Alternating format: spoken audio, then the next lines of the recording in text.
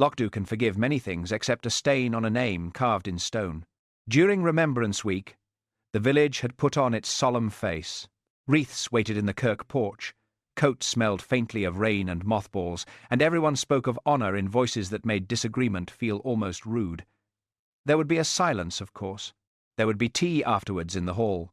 There would be small sandwiches, damp shoes, and old resentments behaving themselves as best they could.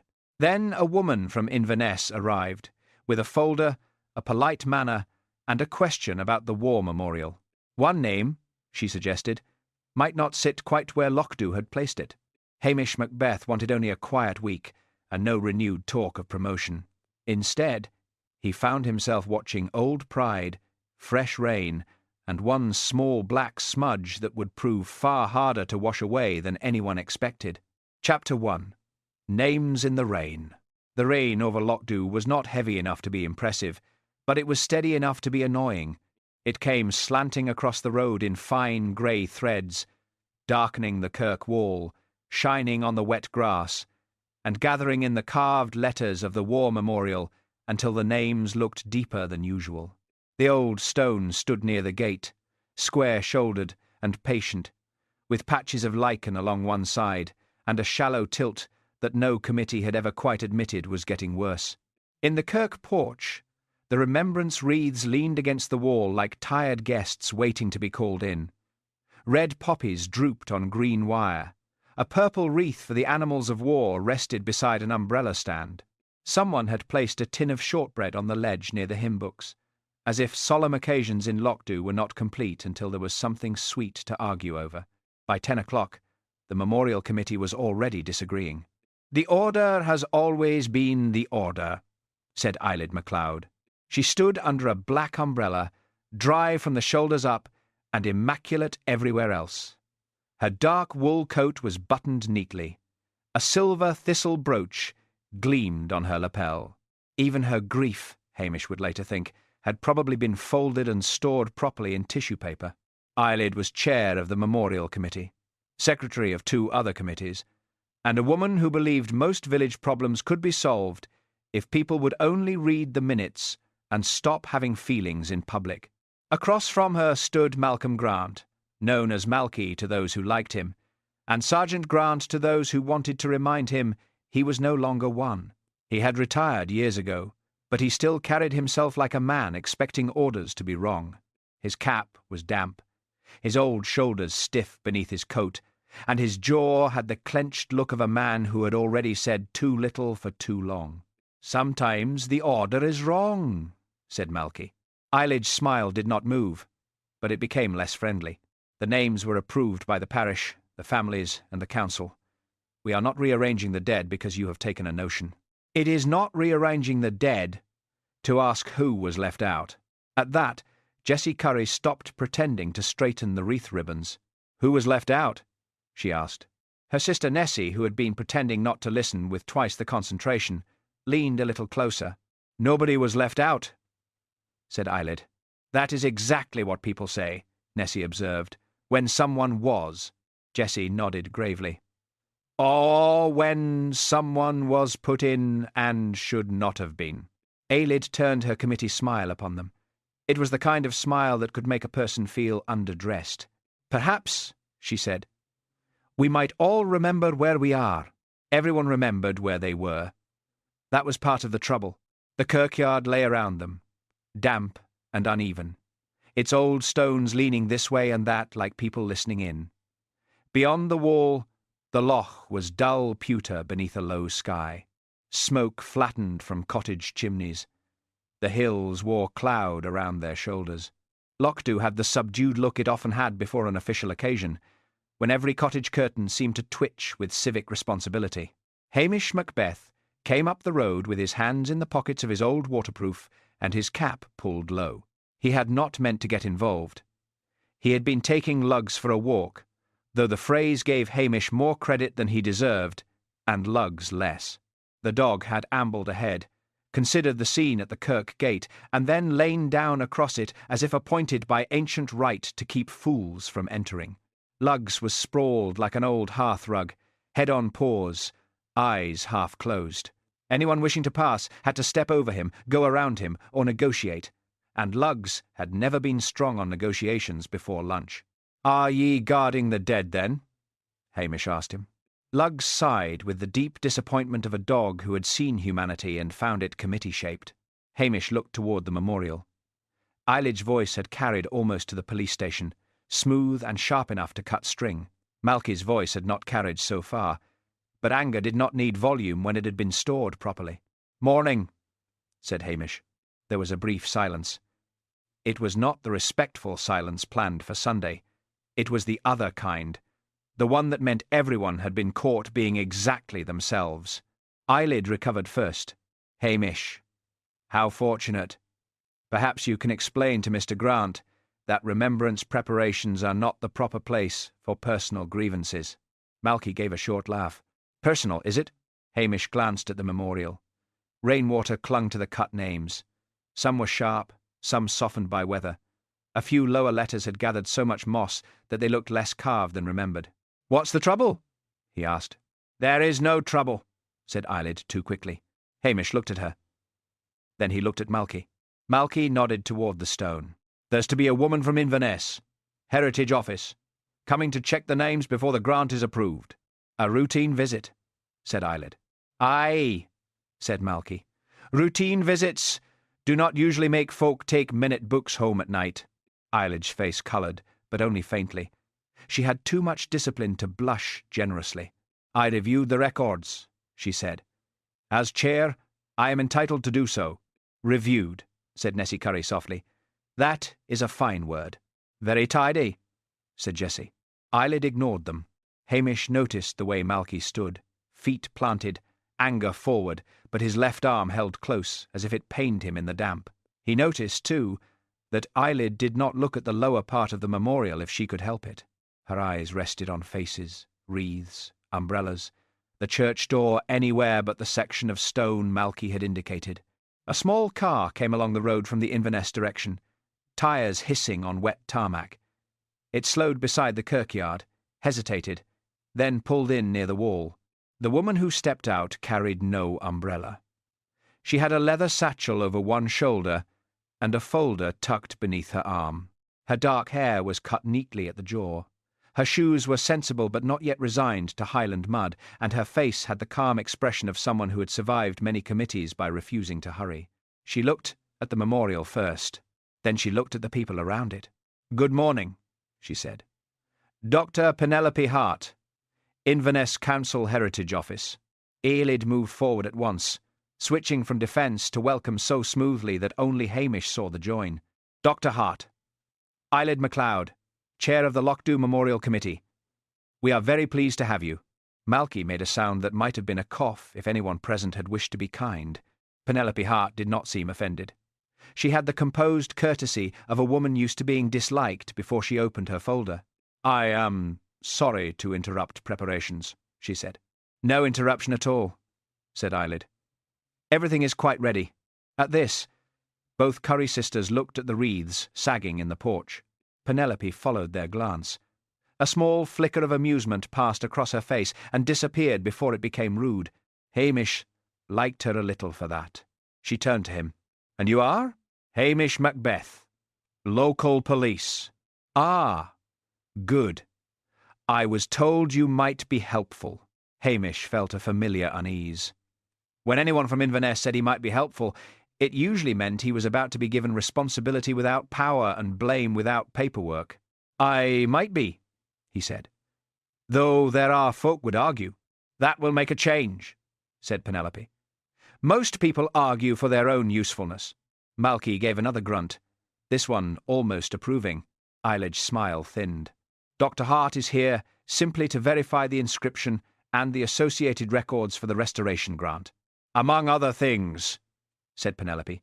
The words were mild. That made them worse. The rain ticked on umbrellas. Somewhere inside the kirk, a door moved in the wind with a soft wooden complaint. "What other things?" asked Malky. Penelope opened her folder and removed a sheet protected in clear plastic. "There appears to be a discrepancy we should clear up." The word settled over the kirkyard. Discrepancy.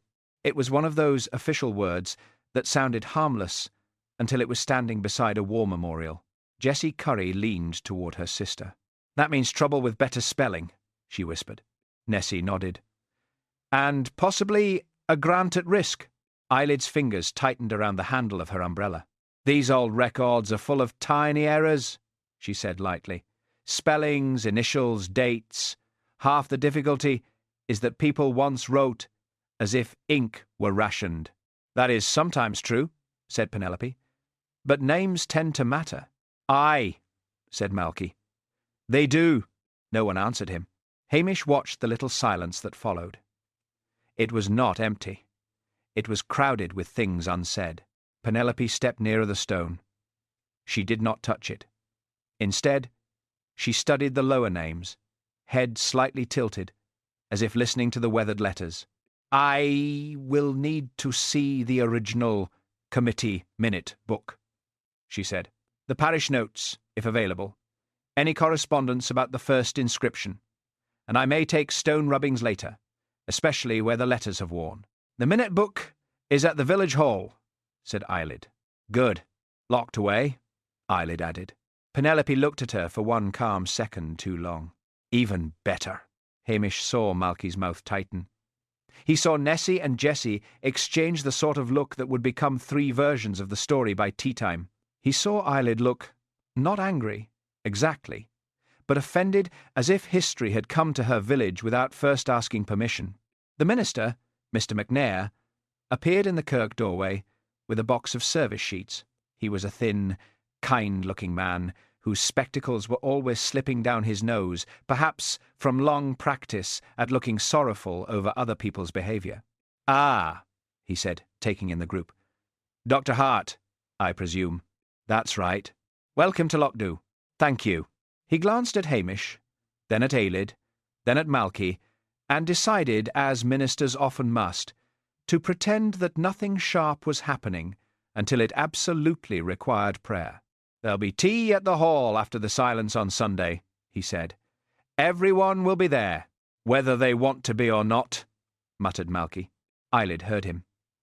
"It is a village observance, Mr. Grant. It is a village performance," said Malky. That landed harder than he had intended. Even he looked briefly sorry for it. Penelope closed her folder. "I don't want to disturb the service," she said. "But the grant report must be accurate." "Accurate," said Eyelid, "is exactly what we all want." Hamish thought that depended very much on what accuracy cost. Luggs chose that moment to rise from the gate and shake himself violently. A spray of rainwater flew across Jessie Curry's stockings. "Oh!" cried Jessie. "There," said Nessie. "Even the dog is against solemnity." Hamish rubbed the side of his nose to hide a smile. "Luggs has a balanced view of ceremony," he said. Penelope laughed quietly. It was a pleasant sound, and because it was pleasant, Hamish noticed how little pleasure there had been in the morning. Eyelid did not laugh. She turned toward the village hall road. "Shall we go and look at the papers, Dr. Hart? I am sure you will find everything in order." Penelope slipped the protected sheet back into her folder. "I hope so," she said, but before she followed Eyelid, she looked once more at the lower names on the stone. Malky saw her looking. His face changed. For a moment, the anger slipped, and beneath it Hamish saw something more private. Not guilt, perhaps. Not yet. But fear with old boots on. The little group began to move toward the hall. Eyelid first, upright and brisk. Penelope beside her, calm and observant. The minister following with his box. The Curry sisters drifting after them under the excuse of wreath ribbons and civic duty. Malky remained under the yew tree. Hamish stayed beside the memorial. The rain softened for a moment. In that lighter fall, the stone looked almost dry in places, except where water still sat in the letters. A carved name near the lower right had been darkened by moss. The first initial was clear, but the surname looked blurred, as if time had put its thumb over it. "Some names sit easy," said Malky quietly. Hamish turned. Malky was looking at the stone, not at him. "And some?" Hamish asked. "Some never did." "What do you mean by that?" Malky's jaw worked. For a second it seemed he might answer properly. Then a shutter came down behind his eyes. "Nothing," he said. "And that's been the trouble for years." He pulled his cap lower and walked away through the wet grass, careful with his left arm. Hamish watched him go. The kirk bell gave a small, dull note as the wind nudged it in the tower. Not a proper ring, just a muted sound, almost accidental. Lugs came to stand beside Hamish and leaned his damp weight against his leg. "Aye," said Hamish softly. "I know." He looked once more at the memorial, at the names cut into stone, at the wreaths waiting in the porch, at the village hall where voices would soon become polite again. Lochdubh was preparing to remember. But Hamish had the uneasy feeling that something else had been remembered first. Chapter 2. The rubbing kit. The village hall smelled of damp wool, old floor polish, and tea that had been made before anyone wanted it. It was a square, stubborn building with a small stage at one end, a kitchen hatch at the other, and a notice board crowded with announcements for things that had already happened. A curling poster advertised a beetle drive from 3 years before. Beside it, someone had pinned the rota for Sunday's Remembrance tea, with Ailid MacLeod's handwriting correcting 2 names and 1 spelling of sandwiches. At the long committee table, Ailid placed the memorial minute book down as if it were a family Bible. "There," she said. "All quite orderly."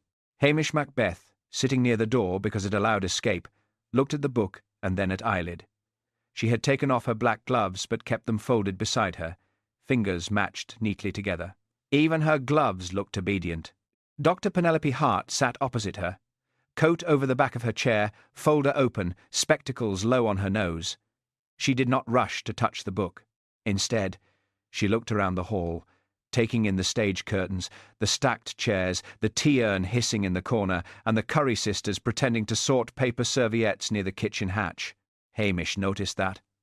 Penelope Hart looked at rooms before records.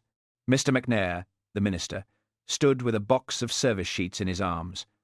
Malky Grant had refused a chair and taken up position near the wall, damp cap in hand, jaw set hard. Lugs had discovered a warm patch under the coat rack and collapsed there with the grave finality of a dog who had fulfilled his public duties for the day. Penelope smiled politely.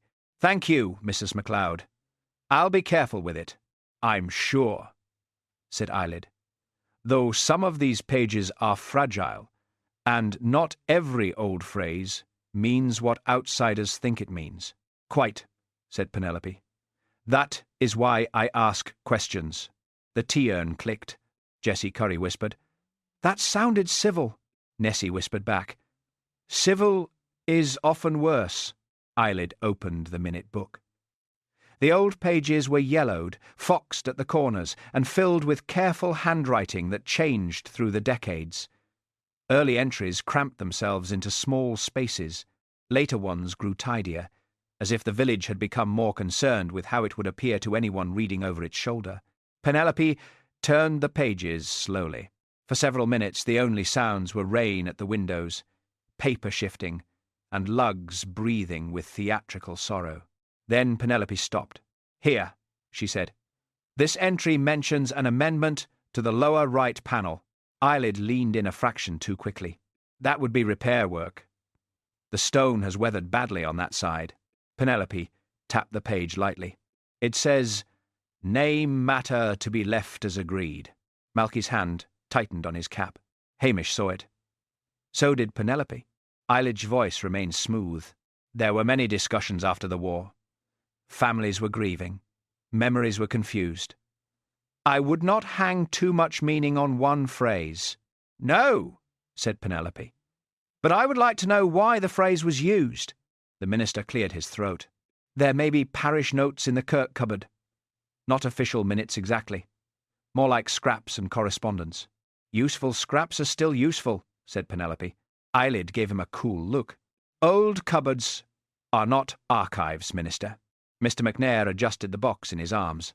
"No," he said gently. "Sometimes they are more honest." That left a small mark on the room. Before Ailid could answer, the hall door opened, and Callum Fraser came in carrying a canvas bag, a roll of thin paper, and the anxious air of a man who knew he was late to a place where lateness would be remembered. Callum was Lochdubh's stonemason, though he did not carry the word with much pride. He was narrow-shouldered, sandy-haired, and quiet-handed.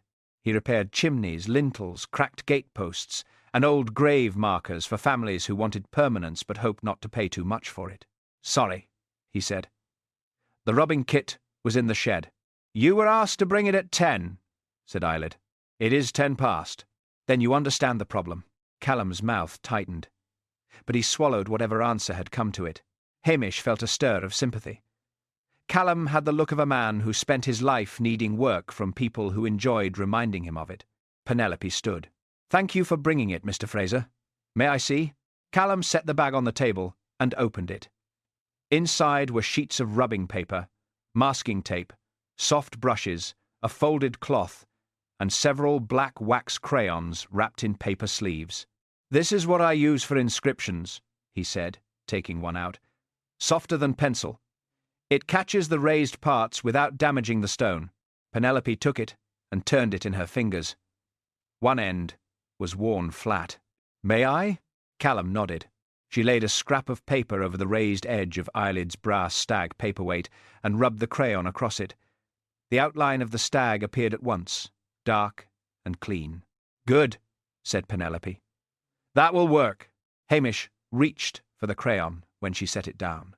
He rubbed it over the same paper, less neatly. The wax slipped under his thumb and left a black crescent near the nail. Penelope smiled. "A historian's handshake." Hamish looked at the mark. "I've had warmer welcomes." Callum passed him a rag. "It will not come off quickly. Soap helps. Patience helps more." "That puts me at a disadvantage," said Hamish. "I've only got the soap." Jessie Curry laughed before she could stop herself. Nessie gave her a warning look, then smiled too. Eyelid did not smile. Penelope placed the crayon back on the table. "I'd like to take rubbings of the lower panel this evening, if the rain eases." "The stone will still be wet," said Callum. "Then I'll do what I can." "The light goes early there," said Eyelid at once. "I can bring you a torch." It was said too quickly. Hamish looked at her. Penelope also looked at her, though more mildly. "That would be helpful," she said. Eyelid's expression did not change, but one hand moved to straighten the pencil beside the minute book. Malky gave a low sound and turned toward the window. Just then, the hall door opened again.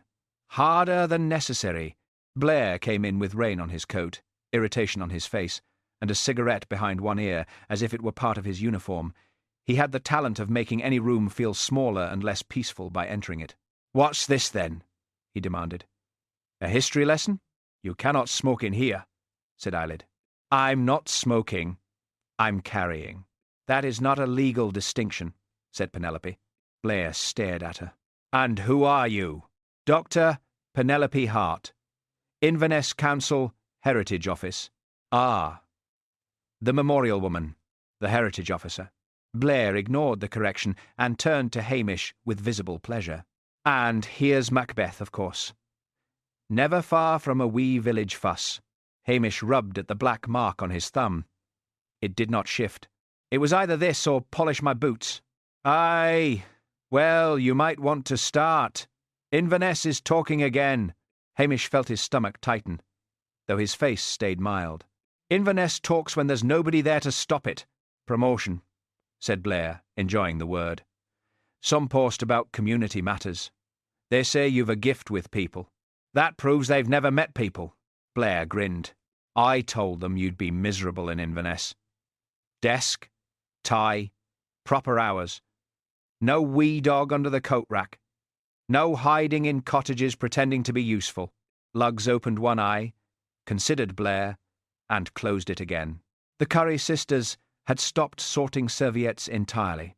Eyelid watched with cool interest. Penelope watched, as if filing away the exchange under local authority, male vanity, and pressure. Hamish smiled pleasantly. "I'm touched by your concern. Don't be. If this memorial business turns into trouble, keep it tidy. The press like dead heroes and dirty secrets, and I've no wish to spend Sunday explaining Lochdubh to anyone with a camera." "There is no dirty secret," said Eyelid sharply. Blair looked delighted. "I never said there was." That annoyed her more than if he had. Penelope closed her folder. For now, I need access to the minute book, the parish notes, and the memorial itself. Mr. Fraser, I may need your assistance with the rubbing paper.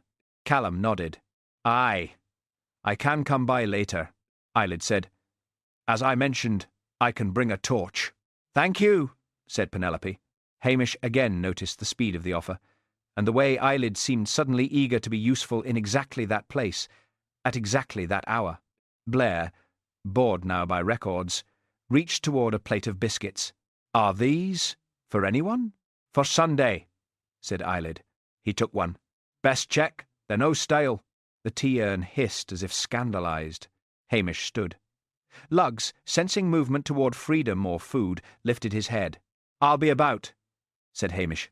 Penelope glanced at the crescent smudge on his thumb. That may take some washing. Aye, said Hamish. Some marks are stubborn. Outside, under the shallow porch, the rain had slackened but not stopped. Blair lit his cigarette with exaggerated satisfaction and blew smoke toward the road. Mark me, Macbeth, he said. If Inverness sends for you, you'll go. Hamish looked across to the kirk. The war memorial stood dark behind the wall, its lower names blurred by weather and moss. Maybe, he said. Maybe? Orders are orders. Aye, said Hamish. And I've always found them educational. Blair scowled, unsure whether he had been insulted. Inside the hall, Penelope bent again over the minute book. Eyelid stood by the window, watching the kirk. Malky Grant had not moved. Callum Fraser wrapped the black wax crayon back into its pouch with careful, anxious fingers. Hamish rubbed once more at the crescent mark on his thumb. It stayed where it was. Chapter 3. The name in question. By late afternoon, the rain had stopped falling properly and had settled instead into the air. It clung to coats, windows, hair, and the road outside the Red Lion, where the pub lights shone yellow on the wet stone. Inside, the fire was doing its best, though damp had followed everyone in and made itself comfortable. The snug smelled of stew, beer, wet wool, and old wood smoke. Coats steamed on chairbacks. Someone had left muddy boots too near the hearth, and Mrs. Wellington from the post office had already said twice that she did not like to complain, which meant she was just beginning. Hamish Macbeth sat in the corner with a mug of tea he had not ordered. The landlord had put it down in front of him, with the solemn air of a man helping the law stay sober. Under the table, Lugs lay sprawled like an old hearth-rug, his nose near Hamish's boot, one paw twitching in a dream. Dr. Penelope Hart sat near the window with her folder beside her and a bowl of stew cooling in front of her. She had been left alone for nearly 5 minutes, which in Lochdubh counted as a long private audience with oneself. Then Nessie and Jessie Curry took the table nearby. "She has a very calm face," whispered Jessie. "That is not always a good sign," said Nessie. "She has nice shoes. They will not be nice after the kirkyard." Penelope heard them. Her mouth moved slightly, but she did not turn. A few minutes later, Eyelid MacLeod entered, removing her gloves finger by finger. She had not come for food. She had come because information had entered the Red Lion without her permission. "Dr. Hart," she said, "I hope you found the hall satisfactory." "Useful," said Penelope. Eyelid paused. "That is not quite the same thing." "No," said Penelope. "Often better." Hamish hid a smile in his tea. Malky Grant stood at the bar with a glass before him, though he was not drinking much. He kept looking toward Penelope's folder and then looking away again, as if papers could stare back. Eyelid sat opposite Penelope. "I do hope Lochdubh's records have not given a poor impression. Small villages are not professional archives." "No," said Penelope. "But they are very good at preserving what matters to them." "That sounds almost like criticism." "It was meant as caution." The fire cracked. The landlord stopped polishing a glass, then began again much too quickly. Penelope folded her hands on the table. "There may be a recommendation in my report," she said, for a small clarifying plaque. The snug did not fall silent all at once. It happened in pieces. Jessie stopped whispering. Nessie stopped correcting her. Mrs. Wellington stopped inspecting the salt. The men near the darts board lowered their voices. Malky turned from the bar. "A plaque?" he said. "A small one," said Penelope. "For what?" "For accuracy." Eyelids' voice was smooth, but her shoulders had stiffened. "What exactly would this plaque clarify?" Penelope took a careful breath. "One name appears to have been recorded in a way that may not match the surviving papers." "That means nothing," said Eyelid. "Old records are full of errors." "Some are," said Penelope. "Some errors are accidental. Some are chosen."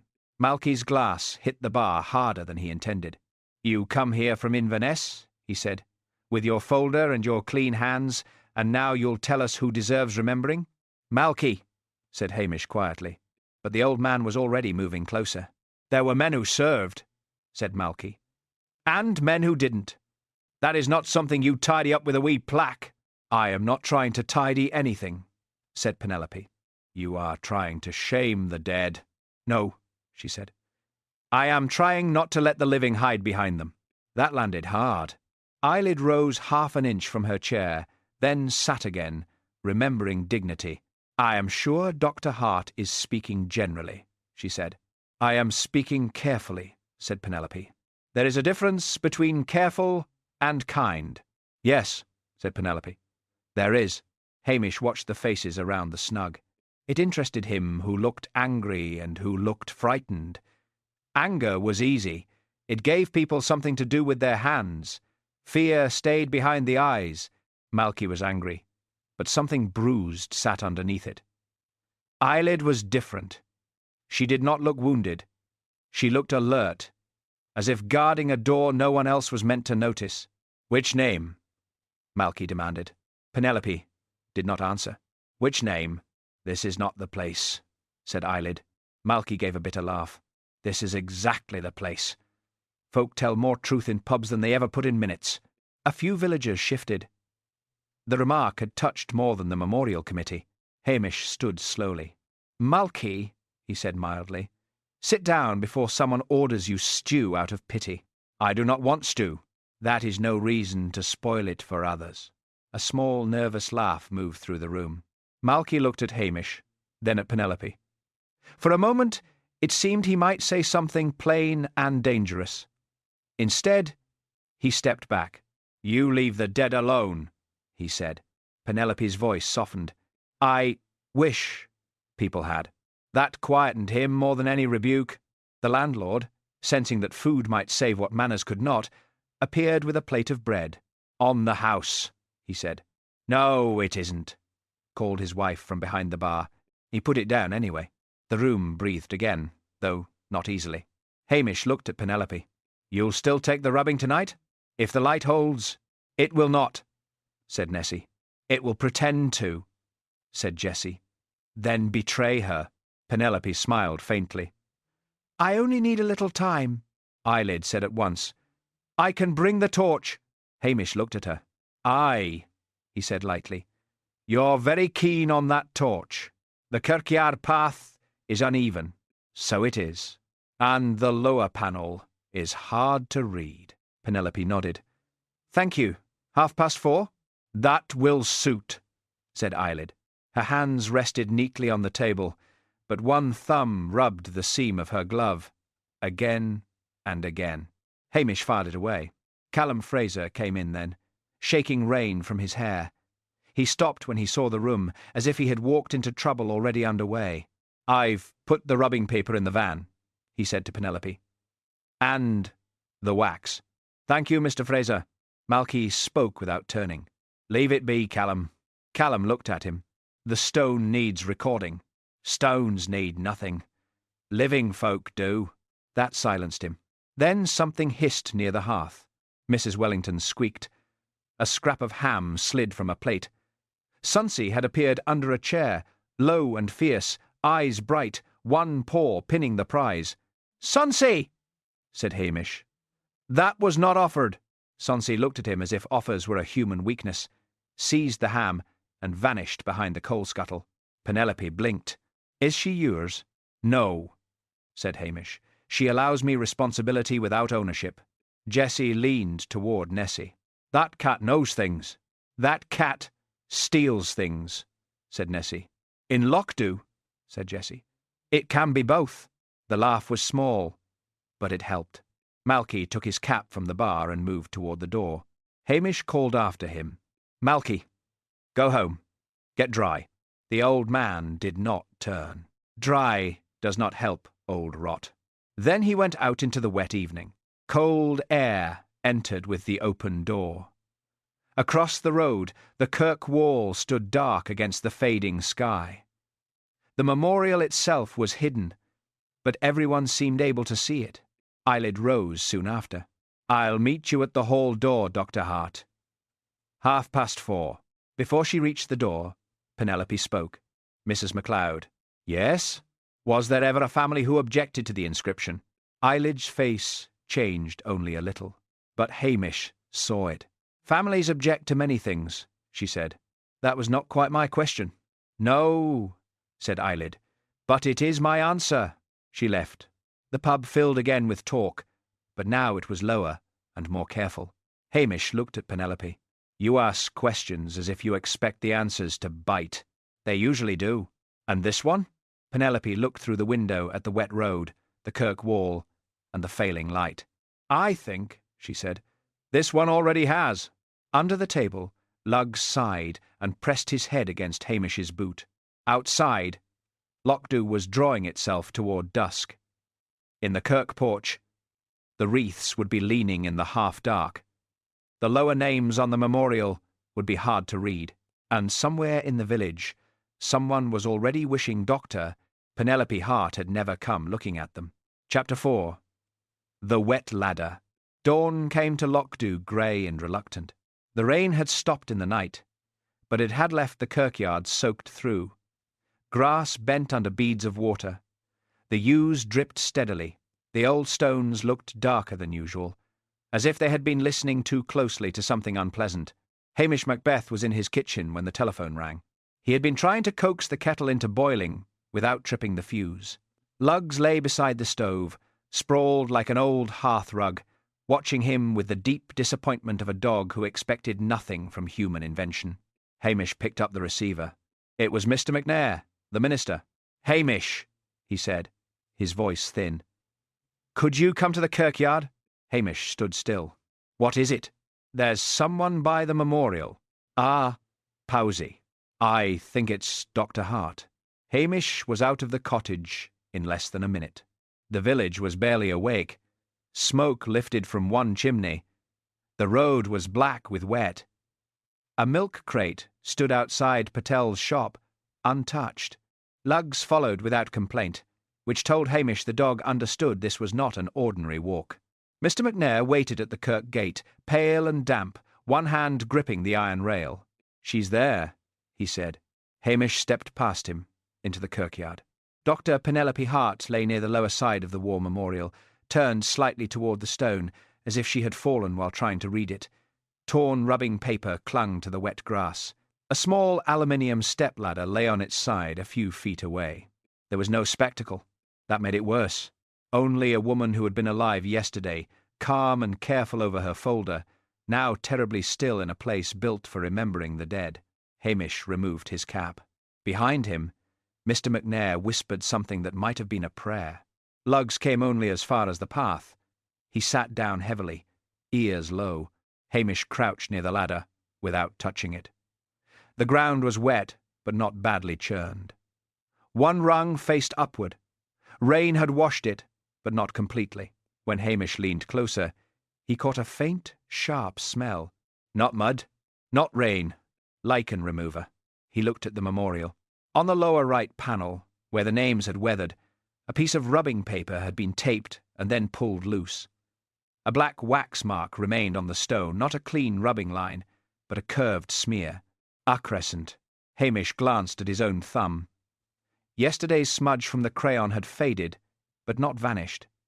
It sat stubbornly in the crease near his nail. "Who found her?" he asked. "I did," said Mr. McNair. "I came early to check the wreaths. The porch door had blown open. I saw the ladder first. Did you touch anything?" "No." The minister swallowed. "I thought she might still be." "Aye," said Hamish gently. I know. Footsteps sounded on the road.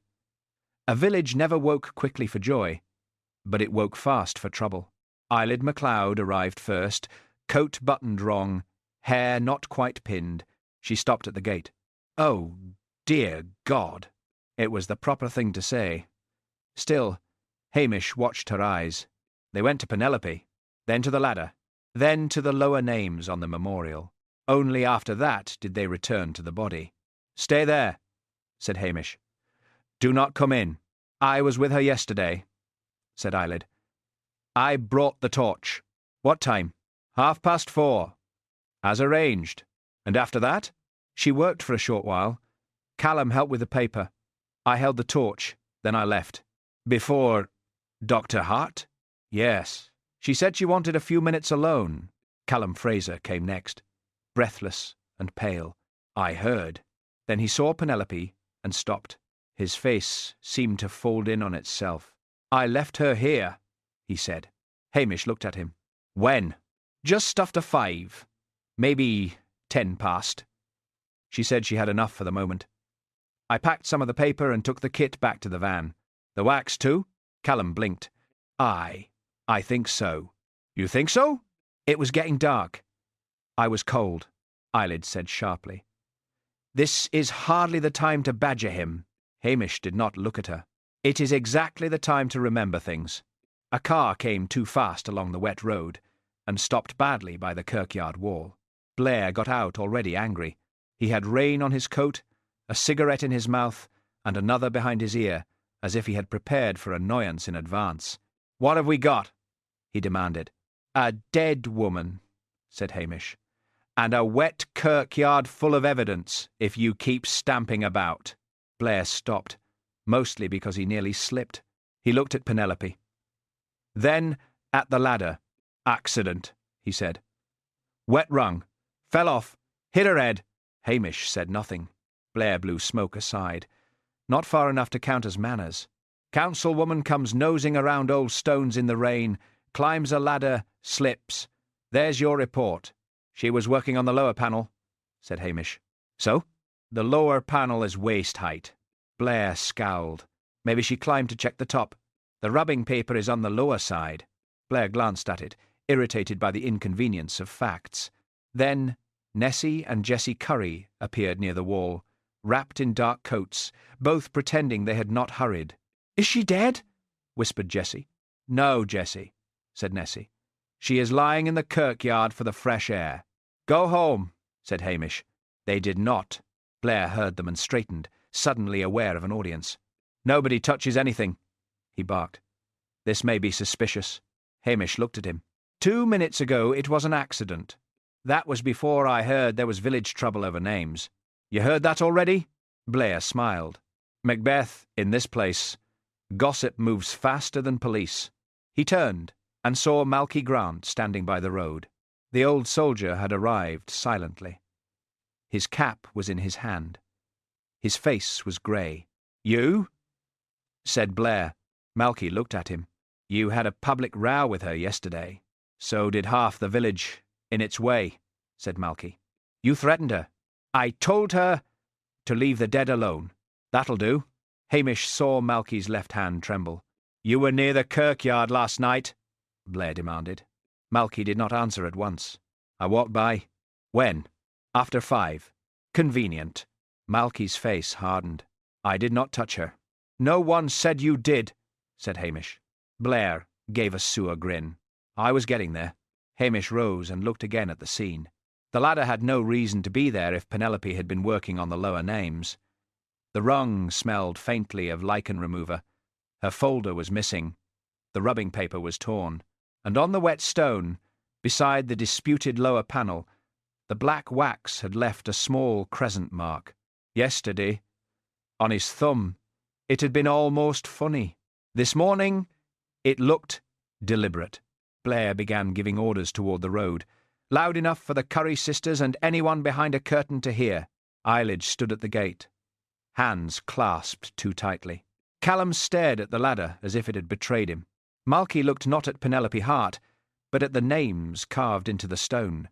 Hamish put his cap back on. In the porch, The remembrance wreath still leaned against the wall, waiting for Sunday, but Lochdubh would not come to the silence clean now. Chapter 5. Canteen pie, parish soup. By noon, Blair had decided Dr. Penelope Hart's death was a nuisance with paperwork attached. He had dragged Hamish Macbeth to Inverness for a proper debrief, which meant a police canteen table, harsh lights, and food that seemed to have surrendered before being served. Blair stabbed at a grey pie with his fork. "Memorial nonsense," he said. "That's what this is. Give villagers a stone with names on it, and they'll fight over the spelling for 100 years. Hamish sat opposite with a mug of tea and a sandwich that tasted faintly of cupboard. "She was killed," he said. Blair looked up. "You know that already?" "The ladder does not fit." She slipped. "From a ladder she did not need. She was working on the lower panel. Maybe she checked the top first. The rung smelled of lichen remover." Blair chewed, scowling. "Old stones have lichen. Ladder rungs usually don't." Blair pushed the pie aside. "You always make things awkward, Macbeth." "I find they often begin that way." Blair leaned forward, lowering his voice without making it quieter. "We need this tidy. Remembrance Week. Dead councilwoman. War memorial. The press will be sniffing before sunset. So we find the man who shouted loudest, we lean on him, and we finish it." "Malky Grant," said Hamish. "He threatened her in the pub. He told her to leave the dead alone." "That sounds like a threat to me." "It sounds like grief with bad manners." Blair gave him a hard look. "You're too fond of these people. I live with them. That's your trouble." Hamish looked at Blair's pie and decided it was not the only thing in the room past saving. Blair wiped his mouth with a paper napkin. "And do not think Inverness has forgotten about you. They're still talking promotion, community liaison, rural intelligence, some fancy nonsense." Hamish felt the old tightness in his stomach but kept his face mild. "They'll recover. They say you have a gift with people." "That proves they've never met people." Blair smiled without warmth. "One day they'll move you whether you like it or not." "Aye," said Hamish. "And I'll try to survive the central heating." By the time Hamish returned to Lochdubh, the village had grown quieter. At Patel's shop, the queue was longer than necessary. Everyone was buying one thing at a time, so they could remain available for news. Curtains twitched and stopped. The kirk porch still held the remembrance wreaths, bright red against wet grey stone. Hamish went to the manse. Mr. McNair opened the door before Hamish knocked twice. The minister looked older than he had that morning. His spectacles sat crookedly, and his collar was loose. "Come in," he said. "Angela made soup." "Did she bake?" "No." "Then I'm safe." In the kitchen, Angela McNair ladled soup into bowls with the stern kindness of a woman who believed shock should be fed before it was discussed. The room smelled of leeks, potatoes, warm bread, and peat smoke. Lugs entered without invitation, crossed to the hearth, and lay down with a sigh. No one objected. In Lochdubh, Lugs was not so much a dog as a public inconvenience everyone had accepted. "You'll eat first," said Angela. "That sounds more humane than Inverness." "It usually is." Hamish ate. After the canteen sandwich, the soup tasted like civilization restored. Mr. McNair sat opposite him, hands around a mug. "Penelope came here yesterday," he said. Hamish set down his spoon. "When?" "Before the pub. She wanted to see the old parish records." "The official ones?" "Not only those. She asked about letters, loose notes, old register margins. Things people forget until someone asks." "What was she looking for?" The minister hesitated. "A name. Or rather, the story behind it." Hamish waited. "Alastair Kincaid," said Mr. McNair. Hamish knew the name from the lower panel of the memorial. A. Kincaid. Weathered letters. Moss at the edge. He was listed as a war death? Yes. But there were always stories. Some said he deserted. Some said he never went. Some said the village made a decision and called it history. Angela's hand stilled on the bread knife. "People have been careful around that name for years." Careful usually means frightened, said Hamish. Or ashamed, said Angela. The minister looked down. Penelope thought there was a note in an old church register, written by a previous minister. She found a reference in the committee papers and asked to see the original. And did you show her? Yes. She read it here at this table. Then she went very quiet. What did it say? I did not read over her shoulder. Ah, Angela said. Nor should you have. Ministers are not meant to breathe into people's hair. Hamish almost smiled. Did she copy it? She photographed something with her phone. Then she made a note and asked who might object to a correction. MacLeod's? The minister looked pained. Eilid's grandfather was among the Home Guard men. Her father spent his life protecting that reputation.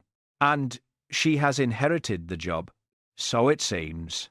Hamish took another spoonful of soup, though his mind had moved away from the table. Penelope's folder was missing from the kirkyard. Mr. McNair's face changed. All of it? I don't know yet. But it was not beside her. The minister stood and went to a sideboard. From under a stack of church newsletters, he took out a clear plastic sleeve.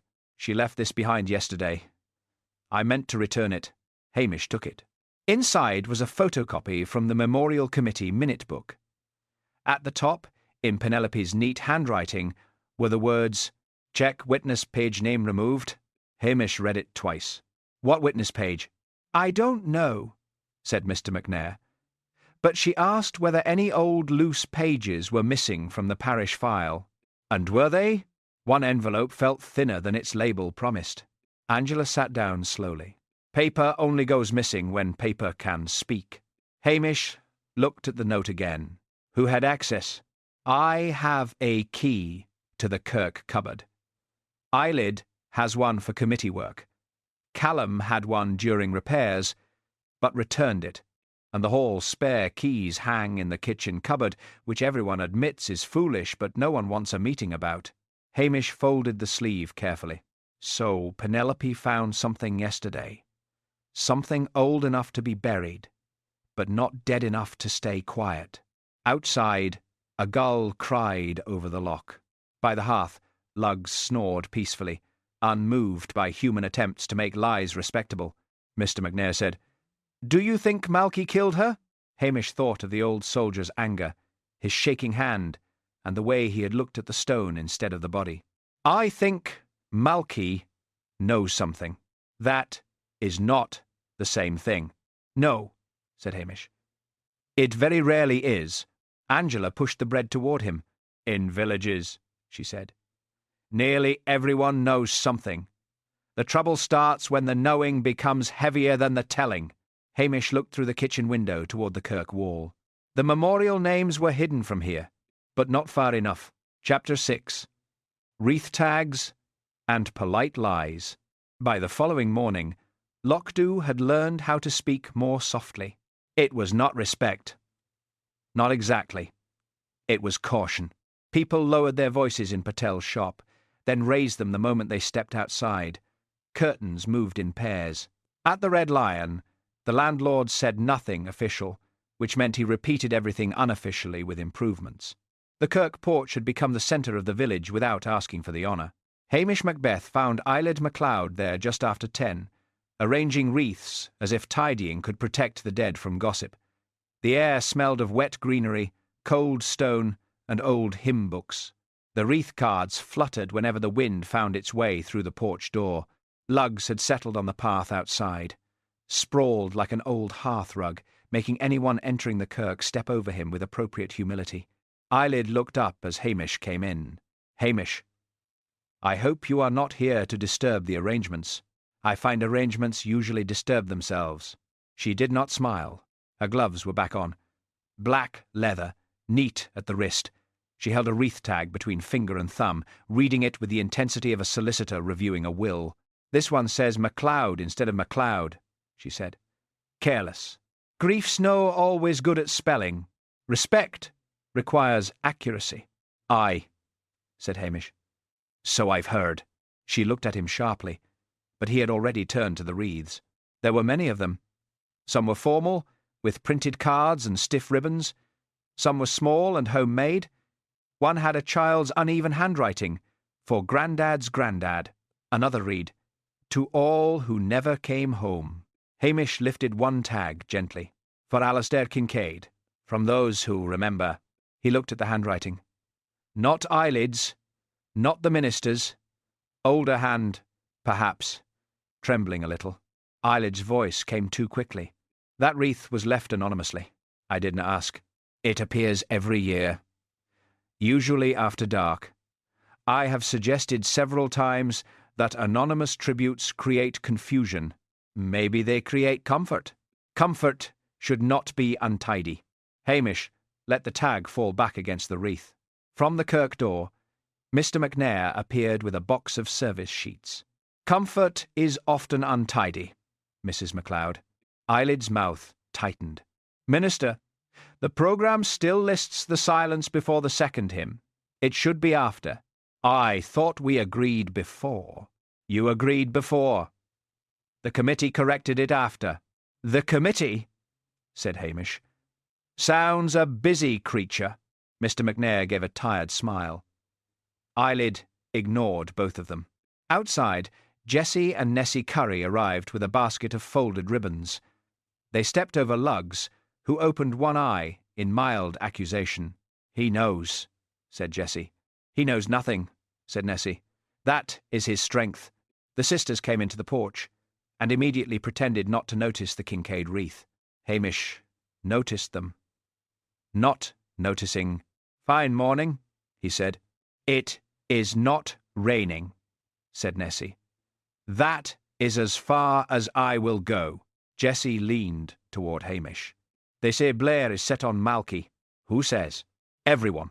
"That narrows it," Nessie sniffed. Malky shouted. "That is true. But shouting is not killing. If it were, half the whole committee would be buried behind the shed." Eyelid turned. "This is neither the time nor the place." "In Lochdubh," said Hamish. "That usually means it is both." Eyelid took another wreath tag and straightened it.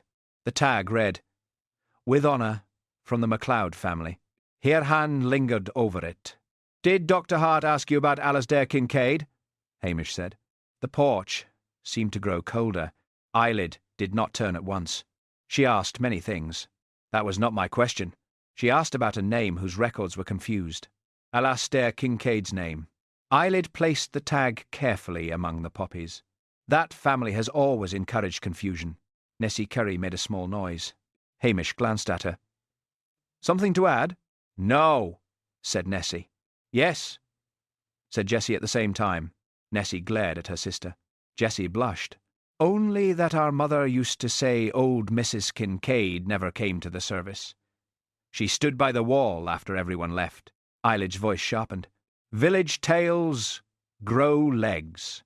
So do lies," said Nessie softly. Eyelid looked at her. For a moment, all the age and church-going and committee manners in the porch became very thin. Hamish spoke before it tore. "Mrs. MacLeod, did you see Dr. Hart's folder when you left her at the memorial?" "I have told you." "She had papers." "The folder?" "I was holding the torch, not inspecting her belongings." "Aye, you said that, and I say it again." Her voice was still controlled, but the control itself had become interesting. Malky Grant appeared at the porch entrance then, cap in hand, face pale in the morning light. Lugs thumped his tail once and did not move.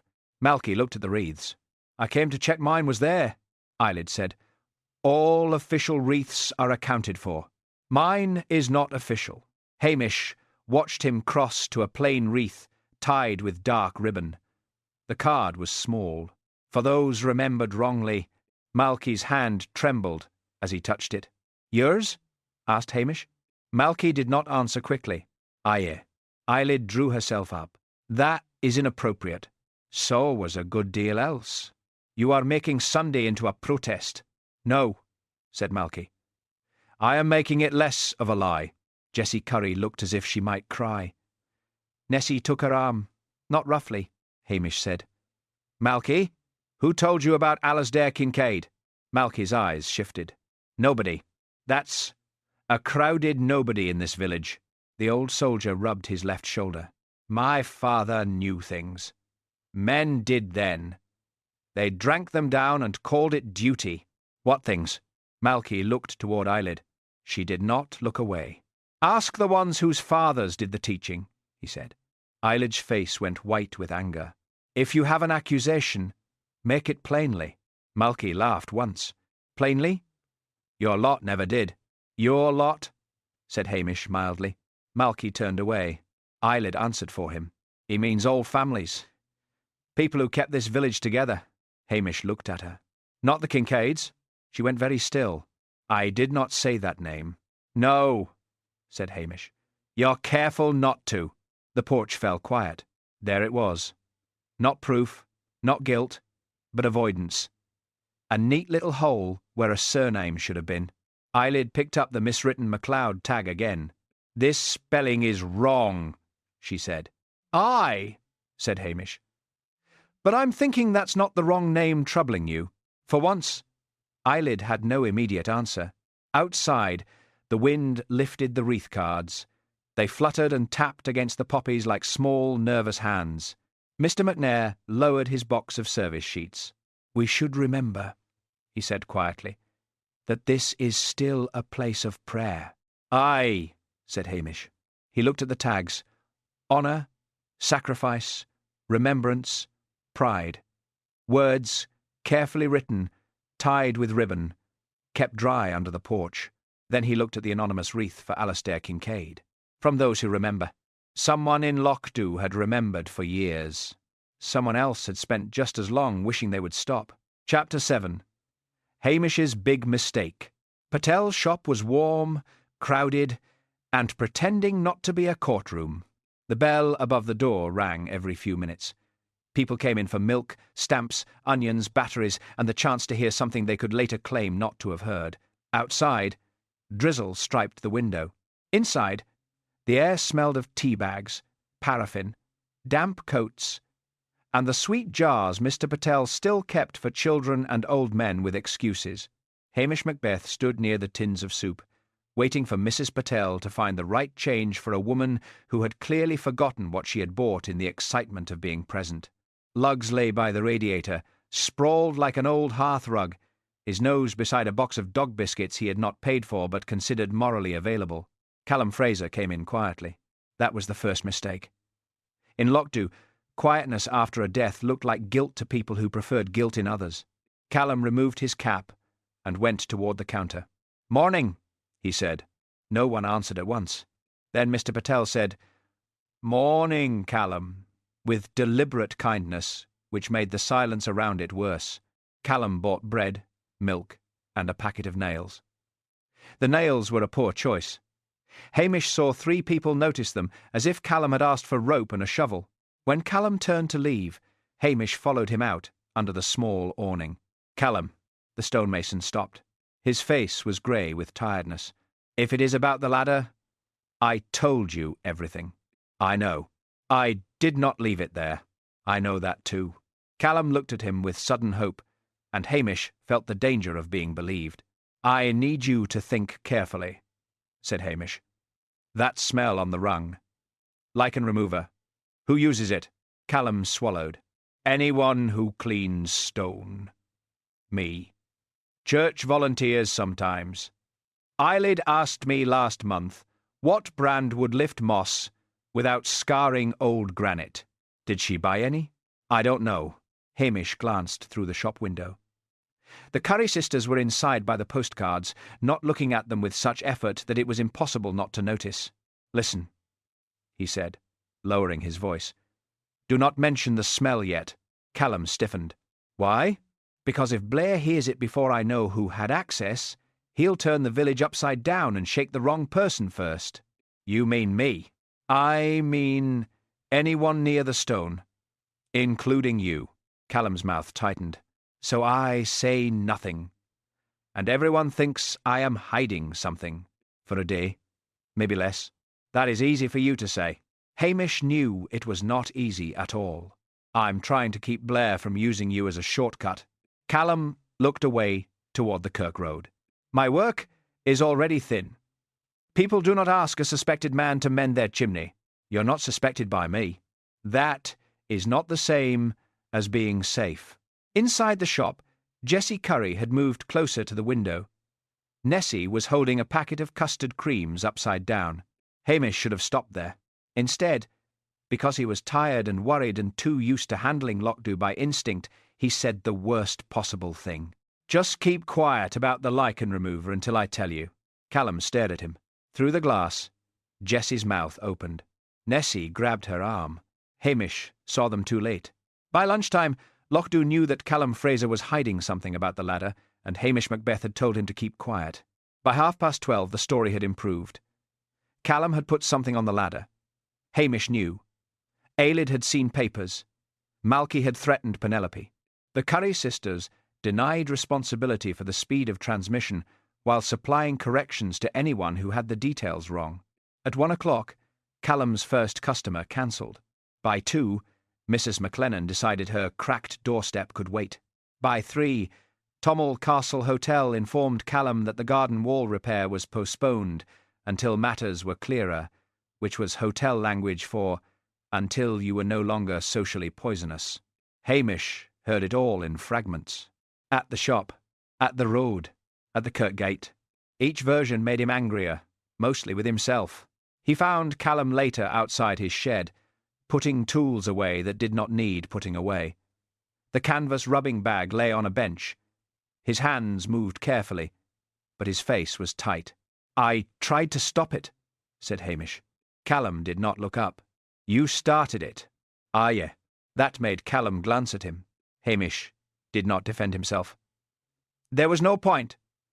A defence would only make the wound longer." "I am sorry," he said. Callum shut the toolbox. "Sorry will not pay me for a week without work." "No. I told the truth. I helped her with the paper.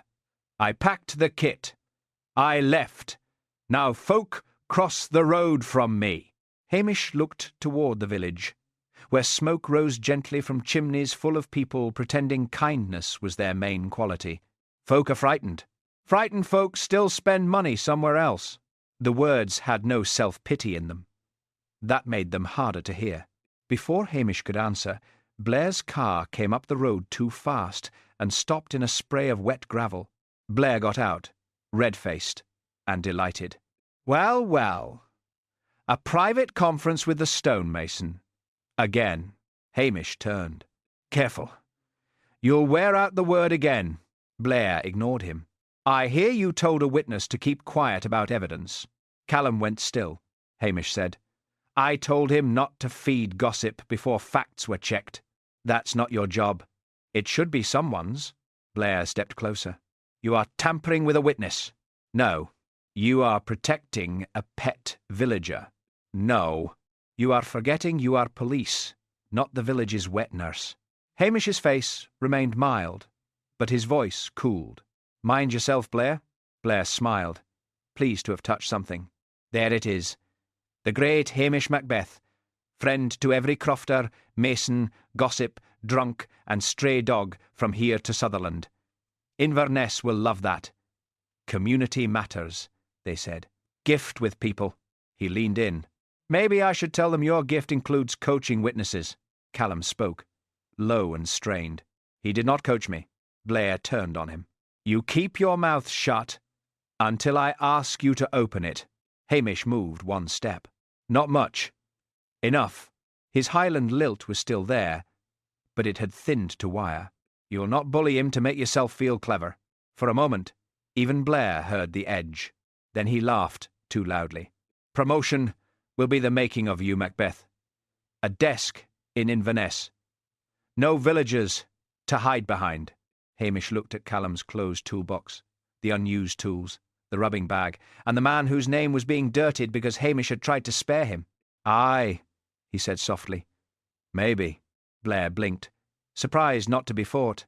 That was when Mrs. Wellington came hurrying down the road, shawl clutched tight. "Hamish," she said. "I need a word." Blair groaned. "Not another one." Mrs. Wellington ignored him and looked only at Hamish. "It's about the kirkyard. Last night. I saw someone there."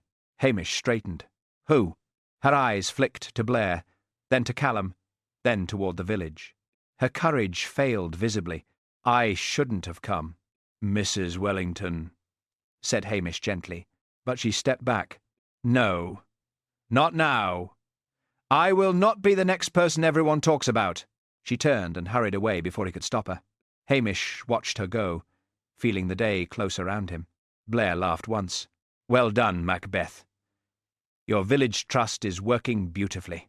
Callum picked up his toolbox and carried it inside. The door shut. Hamish stood in the drizzle with Lugs beside him, the dog's wet shoulder pressing against his leg. He had meant to protect one man from Blair. Instead, he had given Lochdubh exactly what it liked best: a half-heard sentence, a frightened witness, and a new name to shame. Chapter 8. The Easy Soldier. By the next morning, the rain had cleared and left Lochdubh looking almost innocent. The loch lay flat under a pale sky. The hills showed dark and clean beyond the village, and the road to the kirk shone where puddles had begun to dry. It was the kind of morning that made people say things would look better in daylight, even when daylight had only made the damage clearer.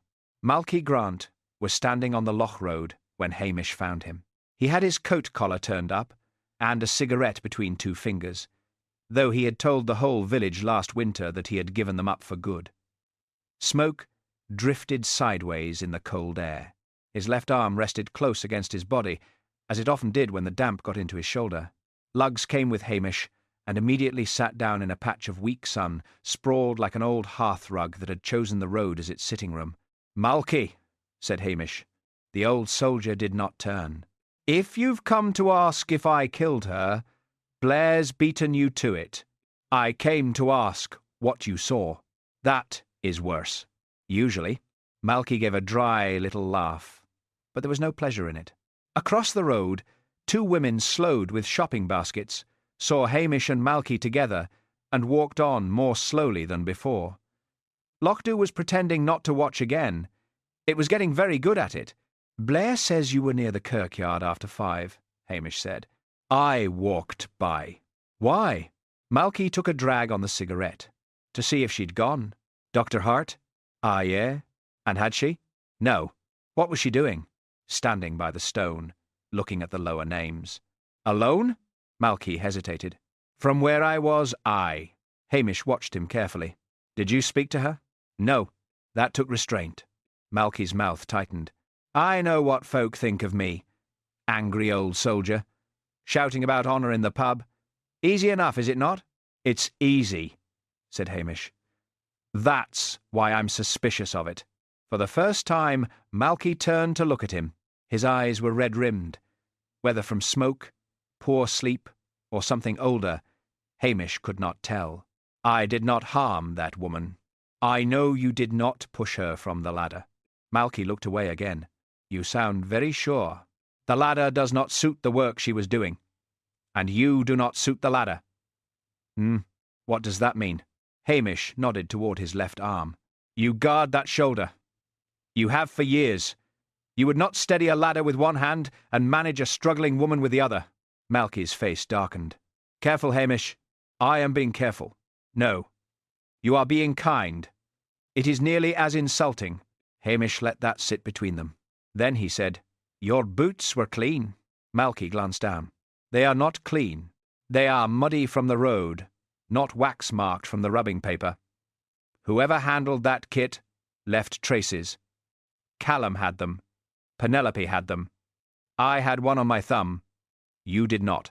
Malky smoked in silence. Behind them, Blair's car came up the road and stopped hard enough to splash water over the verge. Blair got out with the brisk satisfaction of a man arriving at a conclusion before breakfast. "There he is," he said. "The hero of the hour." Malky stiffened. Hamish said, "Morning to you too." Blair ignored him. "Malcolm Grant, I've a few more questions. You ask them. I enjoyed them so much I'll ask again."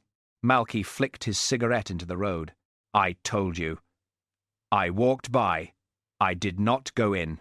You were angry with her." "Yes." "You threatened her." "No." "You were seen near the kirkyard." "I live near the kirkyard." Blair smiled. "Convenient, that." Hamish said. "So does half the village." But half the village did not shout about dishonouring the fallen. Malky's jaw worked.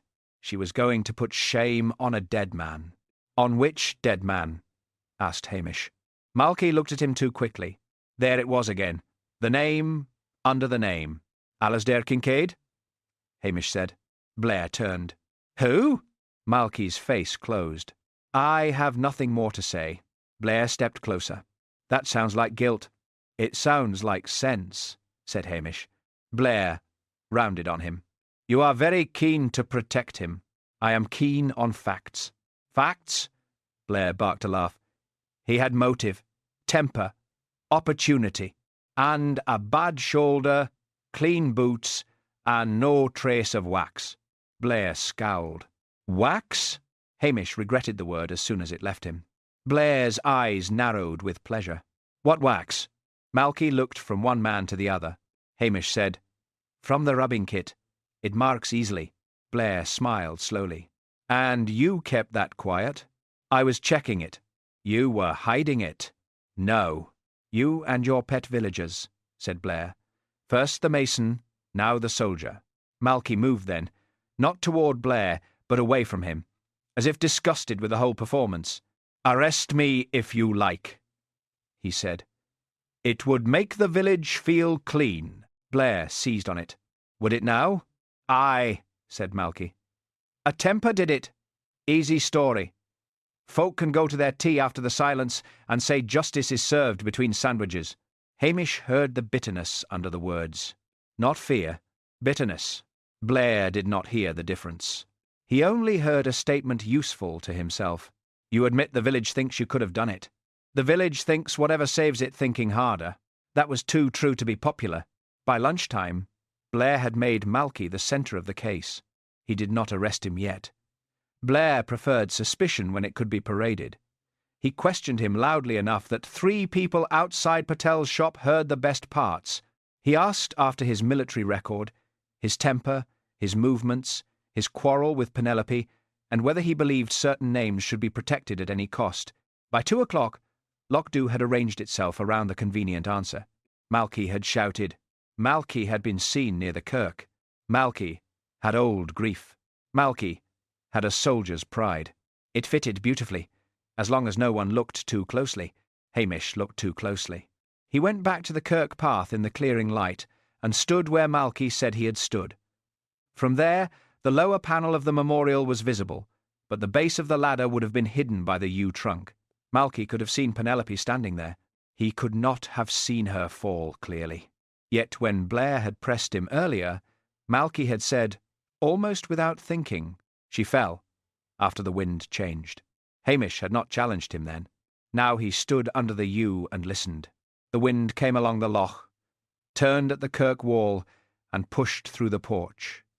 When it changed direction, the wreath tags fluttered against the stone with a faint, papery tapping. Someone had told Malky about the fall. Not the police version, a village version, a version with weather in it. Hamish looked toward the memorial. On the lower panel, the black crescent smear had been dulled by drying air, but it was still there, if one knew where to look. Lugs came up beside him and leaned against his leg. "Aye," said Hamish softly. "Too easy." Across the road, Malky Grant's cottage stood with its curtains half drawn. Blair wanted him because anger made a good suspect.